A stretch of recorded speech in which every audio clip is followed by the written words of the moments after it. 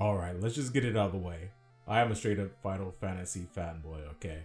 Like, I might not have like a Lassie tattoo or like a Final Fantasy XIV decal on my car or anything, but you know, like, when you're talking to me in conversation, like, you probably think I'm listening, I'm like humming the Chocobo theme in my head, or I'm thinking about like that boss I couldn't beat on Steam Deck last night. Like, that's like really what's going on. Now, on the gaming landscape, I'm an old man. I'm over 40.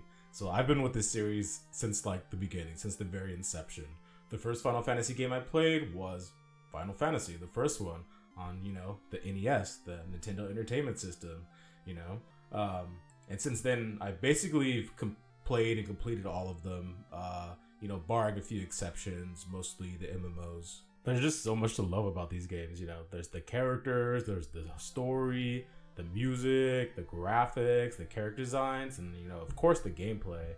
You know, I definitely have my favorite and my least favorite Final Fantasies, but honestly, like, each one of them, like, there's something I found is, like, super special. I'm always, like, ready and willing to ramble about them and what I love about them, and oftentimes what I dislike about them as well. Now, this video isn't about, you know, what's my most and least favorite Final Fantasy game. You know, that's an idea for the future if it turns out anyone actually cares what I have to say about these games. But what I really want to do is like go through the history of the series, you know, from the very first Final Fantasy 1 to the very end at Final Fantasy 16. You know, I want to talk about these games, like how they've evolved through like the literal decades that I've been playing them, and, you know, what they provide for like the gaming landscape of today.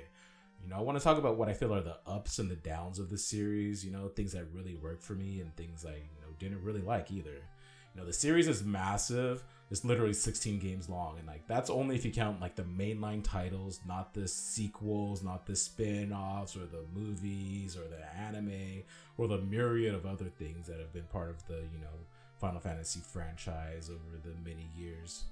I want to talk about the growth of the series through what I feel are like some really unique and interesting parts of the franchise, you know. I want to start at the beginning and talk about Final Fantasy 1, of course. Then I want to jump past the NES and the SNES, you know, S is for Super, we all know this, to the middle of the PlayStation 1 era and talk about the halfway point to 16, which would be Final Fantasy VIII. And then lastly, I want to go over the most recent game in the series, of course, Final Fantasy 16. I also want to bring up other games in this series that I feel are relevant, but I really want to put a point of focus on these three games, which, you know, I've all replayed recently. Well, Final Fantasy 16 I played, you know, for the first and only time, but I replayed 1 and 8 to, you know, gather my thoughts and make sure, you know, I still had recollection of these things which I played decades ago. You know, and not to get too ahead of myself and spoil the whole video, but I think there are elements that are present in the earlier games which have either disappeared, more or been de-emphasized, what I think is what some people may feel is like changed about modern Final Fantasy games, or what they might even feel is missing. Now, this isn't gonna be some like nostalgic take about how games were so much better back in my day, Sonny, or anything like that. You know, like, I was there, they weren't. You know, trying to go back and play a lot of them, you feel like some of the same pain points of like hardware limitation or just like really archaic design choices that have always been part of the series. And honestly, a lot of about Final Fantasy 16 is like, you know, been as good as it ever was. The graphics are still amazing. The music is like second to none. I mean, maybe like I prefer Persona music a little bit more, but outside of that, like I feel Final Fantasy has like the greatest soundtrack in the history of gaming. Everything is still there. The chocobos, the airships, the Moogles, Excalibur, you know, everything you find in every Final Fantasy game. All these things come together like so beautifully in this game, and there were definitely parts where, you know, I teared up or I came like very emotionally invested in the story and like, you know, where the parts were going, and or just like, you know, pausing the game and just vibing out to the music because I didn't want the BGM to change, you know. But what I want to specifically do is look at the series through these three specific focal points and just look at how it's evolved through the series, through its themes, its battle and combat systems, its world interactions, and lastly, its storytelling. Now, I want to talk about what I mean when I say themes, because I believe it drives a lot of what ends up in a finished Final Fantasy product. It's clear to me that when designing any particular game, they have a theme or vision or identity that they want to portray, and it encompasses everything from the music and the graphics to the storyline, the game mechanics, and how they're all tied together into one package. So to kick things off, let's talk about the very first one, Final Fantasy I's themes. Yeah, that looks great. Wait. No. Okay, not that Final Fantasy 1. Okay, I'm talking about the original game, the first one that launched on the NES back in the 1990s for North America at least. For the purpose of this retrospective, I played the Pixel Remaster version of the games on Steam, but I played the original on its cartridge, which I still have to this day. Look at that, that's crazy. But back in the day, I played this across various different platforms, and it's been re-released across the decades. Nothing in this review is going to be anything about any particular version of the game. It's largely similar experience for the most part across whatever platform you play the game, so I don't really want to talk about that in this video. Final Fantasy I, in my opinion, was an attempt to capture the feel of playing a Dungeons & Dragons campaign ported straight into video game form. Now, I've actually never played Dungeons & Dragons, like the tabletop game. I know. Like, the closest I've come to is playing Baldur's Gate 3, and while I was playing that game, I noticed something. The magic system in Final Fantasy I is taken directly from D&D. In most Final Fantasy games, but somehow not in any of the games I'm talking about for this video. I don't know how that happened, honestly. But yeah, typically the characters will have like HP or hit points and MP or magic points. And using spells will cost a certain amount of magic points, which will be deducted from the character's total MP. And then they won't be able to use spells until MP is recovered in some way. But in the way it works in D&D and thus in Final Fantasy I is there are spell slots, and you can only assign a certain set of spells per spot, and the number of spells that you can cast is based on the level of the spell and not based off of an MP cost. And normally you get your spell slots back in D&D when you rest, which is also how you do it in Final Fantasy I, whether you're going to sleep at an inn or sleeping in a cottage or a tent or something like that. Also, many of the items and monsters you encounter in Final Fantasy I are directly inspired from the ones in Dungeons & Dragons tabletop game. Even the classes you're able to select at the beginning of the game, warrior, thief, monk, red, white, and black mage, they're basically D&D context if you consider that the red mage is basically kind of like a bard, which makes sense if you go throughout the rest of the Final Fantasy series. They become known for their spoofy, I said spoofy, not spoony, red hats with white feathers sticking out of the top. So overall, the theme is going on a grand Dungeons & Dragons adventure, and the magic system, the classes, the battles, the monsters, even the end all tie into this. Now, I don't want to spoil anything, but at the end of the game, the player, yourself, is directly referenced, which thematically makes perfect sense. If you're not aware, Dungeons & Dragons is a game where you create a character and go off and have adventures and eventually save the world. But you're playing a character that is kind of like an extension of yourself. You impart meaning and emotion into your role-playing. When you complete an adventure, it's like part of you has become the hero and you have performed these like heroic deeds, not just watched some characters do it or piloted some characters into it. And all this kind of forms the basis of what the theme of the game is. It gives a way for ways for people to play an epic D&D campaign just by having an NES and a Final Fantasy cartridge. Playing a Dungeons & Dragons session can take a lot. You need to have people willing to play with you, a dungeon master, or a tabletop board game, various manuals, space to play, time where you could all get together and do that. Honestly, as much as I have an interest in playing D&D, the reason I have never done so is because I never really had friends who were interested in doing that, or really interested in role-playing games much as at all. But now, as an adult with full-time job, wife, 2 kids, various hobbies, I haven't found the time to dedicate to that. Maybe when the kids are a little bit older, we'll all play together. But anyway, back to Final Fantasy. I just think this was just like a really cool way to package and automate a fun D&D experience. And at the time, there was nothing like it, at least nothing I knew of. Jumping forward into the theme of Final Fantasy VIII, a lot of the things that this series have become known for have long been established, even though they weren't actually in Final Fantasy I.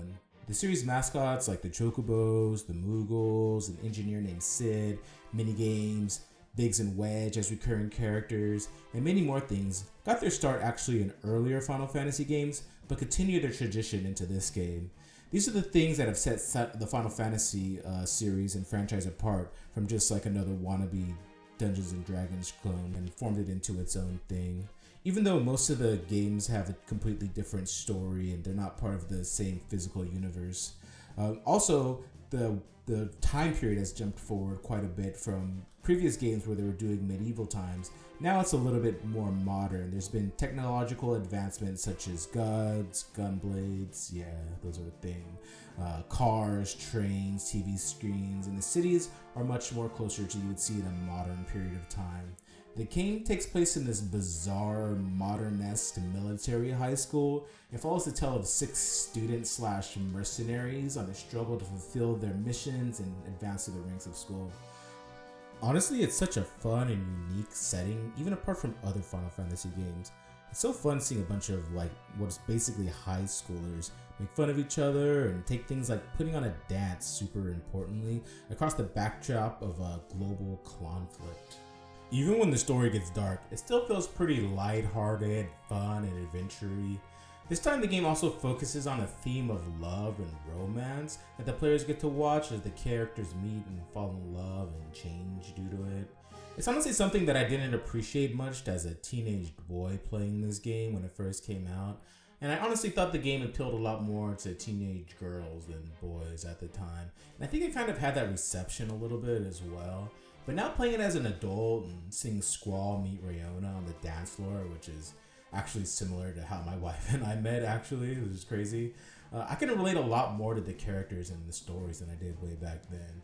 Also, there are themes about parenting and childhood, which hit a lot harder as the parent of 2 young kids. While there's still things that I don't love about Final Fantasy VIII, which I'll get to in the other section, it's honestly refreshing just being able to replay this game from a completely new lens decades later. I may still have a lot of the same hobbies, playing video games, jrpgs and stuff like that, but at least I've lived long enough to have a different perspective from my teenage self, and Final Fantasy is a cool lens to just relook at your life. Final Fantasy I's theming was around reenacting kids playing a tabletop adventure game. Then Final Fantasy VIII moved to more mature, around a teen romance level. Now catching up on modern day, and Final Fantasy XVI has the most mature content and themes of the series thus far. Where earlier titles may have hinted at things like prostitution or sex, this game has them openly as part of the narrative. This marks the first time where a mainline Final Fantasy game has gotten an M for mature ESRB rating, instead of the typical E for everyone like the early games or T for a teen in the later games. This game has a lot more uncensored mature language as well, even though anyone who's played Final Fantasy VII knows that is definitely not a first for the series. I think the reason for this is that these games appear to the themes largely resemble more mature media like the hit TV and book series Game of Thrones, and even a little bit of the anime Attack on Titan. Game of Thrones seems to be a huge reference in particular for this game. Honestly, you could have called it a song of ice and fire icons, which are the summons of this game. Another theme of the game is about bearing the weight of the world alone, doing things yourself and not trusting in others. The main character, Clive, basically cares about his brother, his dog, and that's about it for the vast majority of the game. Usually in Final Fantasy games, you acquire a large group of characters and travel and battle across the world, but here it's mostly just Clive and some other characters who go in and out of the party as the story progresses. You don't have that lovable group dynamic that's present in most Final Fantasy games, and it really strives to make you feel alone. This theme also ties into the battle system, which for the first time is a pure action character game instead of the traditional turn-based or active time battle events. Also, with the more maturing things comes an additional realism. I'm not sure if that's the right word for it, but there isn't a big character running around in overworld when you leave a town like in early Final Fantasy games, or even in overworld at all. The whole game seems to want to appear to be less lighthearted fantasy and more of a mature, grounded realism. No one's funny in the game, there are very few lighthearted moments, and honestly most of the story events are downright dark or even depressing. And I think this tonal shift is what some people did not enjoy about this game. Honestly though, I like that they went for it. I like the series taking risks. I like that every Final Fantasy has its own unique theme and feel to it. I don't think Final Fantasy games need to have one specific thing, even though that may be what a majority of the fan base has come to love or expect from a Final Fantasy game. To me, what matters more is that they had a vision and they attempted to execute on that to the best of their ability. And I hope they continue to do that going forward. Combat and battle systems, as well as character progression systems, are a crucial part of the gameplay experience for any Final Fantasy game, and getting it right can literally make or break a game. But let's start back at the beginning at Final Fantasy I. Final Fantasy I's battle and combat system, I feel, are basically timeless. You know, I am an enjoyer of turn-based combat, and if you're not, well, honestly, it would be pretty hard to recommend this game to you. The vast majority of the game is walking around maps and getting into random battles. Random battles are a system which kind of defined the genre, but have been used and tweaked so much more in recent games that it can feel antiquated or even boring or downright frustrating at times. That said, the pacing and feel of the battles in this game, I feel, are extremely done really well. I was playing the Pixel Remaster version of Final Fantasy I, which allows you to speed up the combat to 2x and also auto battle, which adds a lot more feeling of modernness and timelessness, I think. And honestly, I feel it makes the game a lot more enjoyable than the past, where it can start feeling a little bit single note after a while. One thing I really want to talk about and touch on more as we get into the future games in the series is the sense of tension you get when you're dungeon crawling. You're constantly making choices, trying to be as efficient as possible with your resources, which are money, spell slots, hit points, and items. You might be able to get to that next chest, but if you push yourself too far, you might just hit a game over and lose potentially minutes or even hours of progress. This tension is great, and what makes the game feel fun. It's what makes it feel like your choices matter. It also makes you want to keep making the right choices again and again, and frustrates you when you lose, or when you could have won if you had done things slightly different. Honestly, Final Fantasy I is a pretty short game compared to other games down the road in this series. I finished my most recent playthrough in around 15 hours, much less than the 120 hours I put into Baldur's Gate 3, or the average of 40 hours most Final Fantasy games run to complete the story. That said, the entire time I enjoyed the battles, even though it did get a bit brain dead by the end, mostly auto-battling through the final dungeon, and that's even while purposely picking a non-optimal class team structure to play, just to add a little bit more fun. Jumping into Final Fantasy VIII's battle system, and I gotta say I'm probably a lot more critical of this game's battle system than I am of the other games in the series. I absolutely did not, and still mostly do not love the Final Fantasy VIII battle system. It has a new system for magic where you draw a few casts of spells from the enemy if you forgo attacking or other options in a turn. It's an interesting change, but I found it super tedious, along with the new confusing and exploitable junction system, and honestly I felt like it's mostly kind of a mess. The animations for attacking are so long, not to mention things like the unskippable Guardian Force summon attacks, which take so long as well. I was playing the Final Fantasy VIII Remaster on Steam, which allows you, with the push of a button, to put the game into 3x the speed, and I found myself using that like almost every battle. It tries to add a little bit more action with a button timing minigame on certain attacks or limit breaks, but honestly, for me, it didn't do much to break up the tedium of like the average fight.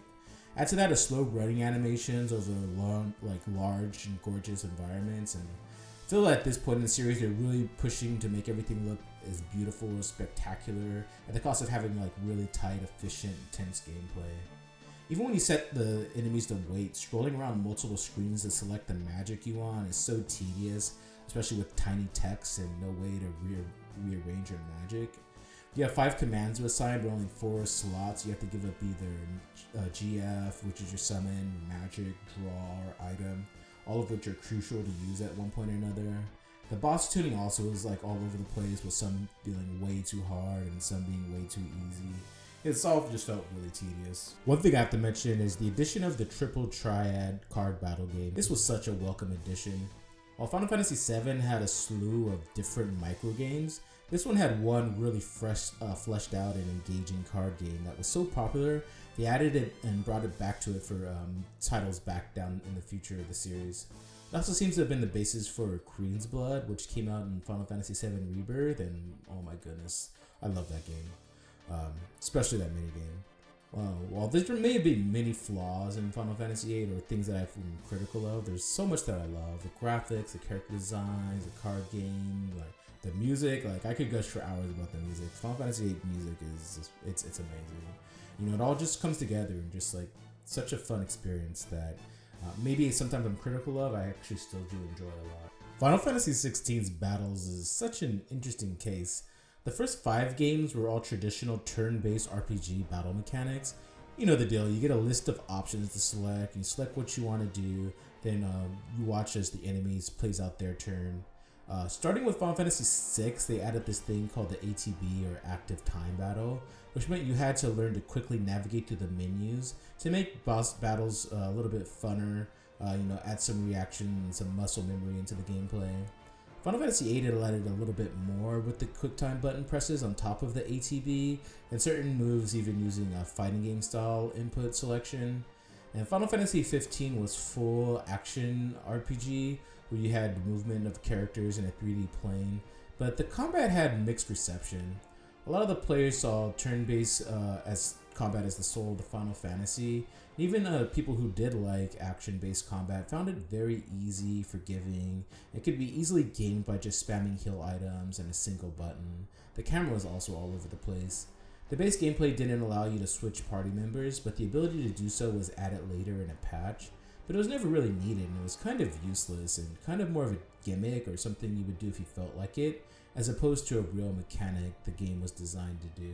Final Fantasy XVI took it a step further and made it a full-on character action RPG with combos and timing and parrying and evading, and the kind of stuff you would see more in a game like Elden Ring or Devil May Cry as opposed to a traditional RPG. It's also meant that the level designs became very much like an action game where they're kind of designed to get through, as opposed to more of an open exploration sort of system. Battles became locked to checkpoints, and you don't get to control any of your other allies other than giving commands to your dog. A lot of players seem to have a lot of issues with the battle system. Some found it too boring, too mashy, too boring, too predictable. Honestly, I feel like most of the complaints I see about Final Fantasy XVI are some way tied to the battle system. As someone who enjoys a lot of different genres of gaming, I didn't really have that many problems with the battle system, other than one major one, which ties into level design and world exploration as well. There's just a huge lack of tension in the fighting. Even if I lost, I could immediately retry in the middle of a checkpoint in the middle of a fight, so I never really even had to learn a hard boss. I could get halfway or even sometimes a quarter through the fight, and if I lost, it would just restore my health and let me try again without even having to start from the beginning of the fight. The developers seems like they were really scared of, players losing or, having to restart, that they ended up removing all the tension from the battles. And I get it, they have a story to tell, they don't want to gatekeep the story behind players who may not be very, let's call it, mechanically inclined. But honestly, I don't think that was the right approach. There are tons of ways to lower the difficulty in game. There's action and story mode settings. There are items that automatically block or parry your dodge for you. There's consumers. There's even checkpoints in the middle of the fights. Why have so many safeguards and then not even implement a fighting, a difficulty or provide some sort of fight that gives some sort of tension in the first place? In the old games, if you couldn't ATB quickly or choose the right command in battle, or you weren't prepared for the fight, there wasn't much you could do to make it easier and just move the story along. Now it feels like the game designers are so scared that the user will not get to see the story or that they will lose progress, that they design the whole game to not have much tension at all. You can't even lose much progress, even especially compared to older Final Fantasies. In old games, after losing to a boss, you might have to restart from a save point, go through some parts of the dungeon, random boss fights, make it all the way back to the boss, watch cutscenes, skip through dialogue, finally fight the boss, lose, and have to do the entire thing over again. Now there's checkpoints literally within the health bars of the bosses, and the developers still seem scared that the player may have to learn or adapt or get good. I'm not saying a Final Fantasy game has to have Elden Ring level of difficulty or anything like that. I wouldn't even really want that. But it seems like there needs to be some way to add the tension that you feel like even in Final Fantasy I to the battles and to the dungeon crawling. So it doesn't just feel like mash, mash, mash button, cutscene, story, mash, mash, mash button, cutscene, end of game. In a way, they attempt to cater to a bunch of different players, but it kind of makes no one happy. I know I said I want to focus mostly on Final Fantasy I, 8, and 16, but I want to talk about Final Fantasy VII Rebirth and Remake for a second. The battle system in this game has applauded by most fans of the series. It has action elements, but there's also tactical and turn-based stuff in there as well. It allows you to switch between multiple characters, which all feel and play differently. So if the users become bored of the combat after hours and hours of battle, they can switch up and play different characters and not just mash the same combos and wait for cooldowns for 30 hours like in Final Fantasy 16. I don't know if Final Fantasy games will go back to turn-based or traditional, or if they'll continue to innovate on the action RPG style. But I feel like there's so much more they could experiment with in the Final Fantasy VII Rebirth direction as opposed to the single character action battles of Final Fantasy 16. Although, to be honest, I did enjoy Final Fantasy 16 combat. Now let's talk about world exploration. Now by world exploration, I'm not talking about the storytelling or world building, or there's an overworld you could run around with the character on a big map or not. I'm talking about the way in which the character would travel around, experience, and interact with the game map in its various forms. Let's get into detail, and I think it'll be clear from there what I think. Final Fantasy 1 through 9 kind of all have the same world exploration style. Your characters would run around a town or a specific location, or when these areas are left, they would be placed on a world map visualization of the world you're in. You will control a character that's not proportional to the rest of the map realistically, but it will allow you to run around and travel to different parts of the world either on foot, on chocobo, airship, or other forms of travel unique to that particular game. In later games, they would often remove this feature for the different types of, and the different parts of the maps are connected through location lists or loading screens or other ways of travel. I feel like they do this to try to make the world feel more realistic. And having a character the size of a town would look pretty weird with the, later higher definition graphics and more realistic graphics. I think this makes a lot of sense, but I think there are some elements of gameplay that the overall style of exploration adds that are missing from the later games, although I don't believe this has to be the case. To give an example of what I mean, in both Final Fantasy 1 and in Final Fantasy 16, there are quests that end with a bridge being created. In Final Fantasy 1, this opens up new areas for your characters to explore, and it makes it feel like your characters' actions actually have an actual effect on the world. And the bridge in Final Fantasy 16 just kind of opens up the next mission on the mission select screen, basically, which is what the overworld has become by Final Fantasy 16. There's almost like a Metroidvania-like progression system in the older Final Fantasies, where you unlock new modes of transportation or do things that affect the world. That's largely missing in the later games, and I think players really feel that loss. Never have I been less excited to unlock chocobos than I was in Final Fantasy 16. Usually it's one of the coolest parts of the early game, forced to slog around on foot, and then finally getting chocobo, which adds not only a huge boost to speed, but also to safety, as often random encounters aren't triggered on chocobo back. In Final Fantasy 16, the chocobo, by comparison, is just made going around the small areas that you're usually boxed into a tiny bit faster.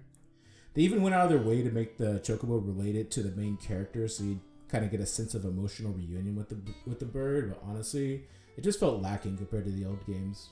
Now, I've talked mostly about Final Fantasy 1 and 16 in this section, but what about Final Fantasy VIII?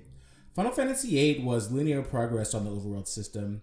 It was 3D as opposed to the 2D versions in Final Fantasy 1, but the main gameplay mechanics and feel carried over. There are many different modes of transportation and each felt unique. There are so many different and cool ones to unlock. Unlike before, getting access to new modes of transportation unlocked new areas to explore and gave your characters an adventure that sense of progress and getting stronger, which is a large part of any RPG. And again, I want to talk about Final Fantasy VII Rebirth because I think they really nailed this as far as modern game is concerned. There's open road sections that have become common in many modern games, but there are still the mechanics which I mentioned before. Unlocking a chocobo in that game felt great. Not only was it much needed mode of transportation in a huge area, it also progressed the story, and then by unlocking the chocobos in additional areas, it enabled quick travel, which gave it that sort of Metroidvania you'd feel as you unlock things throughout the world.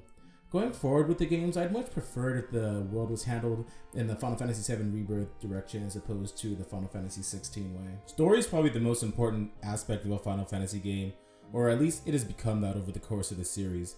Final Fantasy 1 story was pretty bare bones, which obviously has to do with it being the first in the series, and also due to hardware limitations. But even by Final Fantasy 2 on the NES, the story was much expanded upon. There was actual characters with actual stories.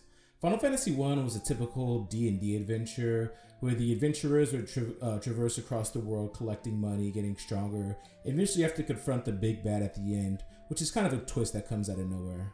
Well, I mean, Final Fantasy VIII has a lot of twists that kind of come out of nowhere as well, to be fair. Final Fantasy VIII story, I'm pretty conflicted about. There are parts of the story which I think are really well done and were fully engaging, where I'm glued to advancing the story in the same way I am near the end of a great book. And there are a lot of just weird and questionable decisions with the story as well. I want to mostly avoid spoilers if you haven't played the game, but the ending and overall mission of the game is so convoluted, and it feels like it's complex simply for the sake of complexity and not because it made for a better story. The themes of following Fade are all there, and it makes enough sense in the end, but there are just many moments of the game that just left me scratching my head, even on the replaying of the game where I know exactly where the story is going, what's going to happen, what the point of all of it was. In contrast, I felt like Final Fantasy XVI story was a lot more digestible.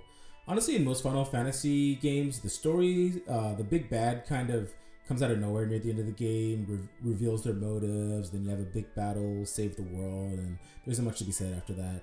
Final Fantasy 16 kind of actually has a point and ties in with kind of modern real-day world politics and themes about like class and climate change and stuff. Honestly, I felt the characters in Final Fantasy 16 were a bit bland compared to the, over-the-top characters usually in the Final Fantasy games. But I think that was more about adhering to the theme of the game, which was, just telling a more grounded and realistic story. To bring up Final Fantasy VII Remake and Rebirth for a final time, at the end of those games, they did kind of a bit what some would call like a Kingdom Heartsification of the story. Like, Kingdom Hearts are amazing games, but the stories are so convoluted with alternative universes and storylines, and there's like 3 versions of the same characters all interacting with each other. Then there's sudden reveals that a character you forgot about was actually the secret character the whole time, and it's just all so convoluted at times, and really it feels like we're mostly here to just see like some Disney on Square Enix action gameplay. At least that's what I enjoy about those games. So yeah, anyway, Final Fantasy games going forward, I love the more focused feel of the story that Final Fantasy 16 have, and I didn't really love a lot of the like Kingdom Heartsification stuff. So that's one thing I hope they continue with in Final Fantasy 16. To round it all out, in terms of themes, I really like how the themes of each Final Fantasy game tie into the story, combat, and gameplay elements, and I think that's what makes each Final Fantasy game feel so unique. Final Fantasy XIV looks, feels, and plays basically nothing like Final Fantasy 15, which basically looks, feels, and plays nothing like Final Fantasy 16. And I hope that uniqueness and theming continues, whether you end up loving or simply enjoying Final Fantasy 17. Battle started out as purely turn-based and gradually progressed into a nearly pure character action game.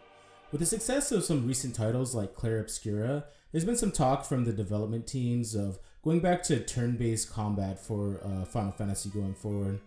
Honestly, it could be great, turn-based could be great, or action could be great, or a mix of them could be great as well.